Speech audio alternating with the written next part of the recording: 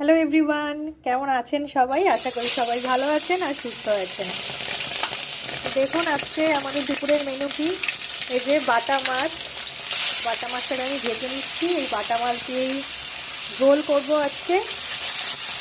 আর এই যে এই পাশে ভাত বসানো আছে, আর হয়েছে ডাল আর একটা সবজি হয়েছে।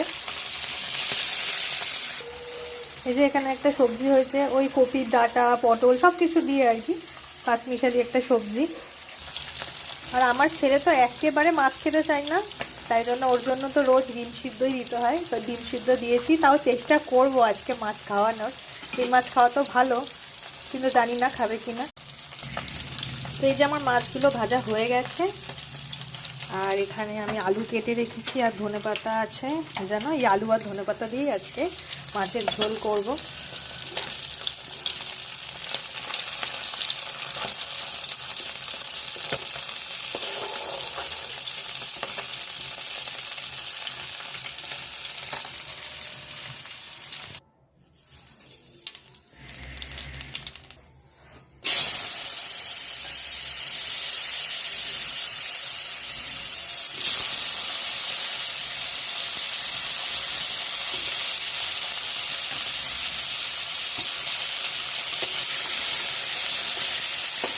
ধনেপাতা দিয়ে মাছের এই পাতলা ঝোলটা খেতে আমার কিন্তু খুব ভালো লাগে।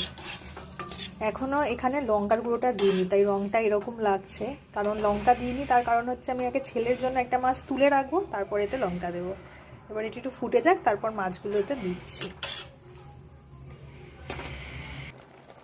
তো এই যে এখানে আমার ঝোল একদম রেডি হয়ে গেছে, আর এই হচ্ছে আমার ছেলের জন্য।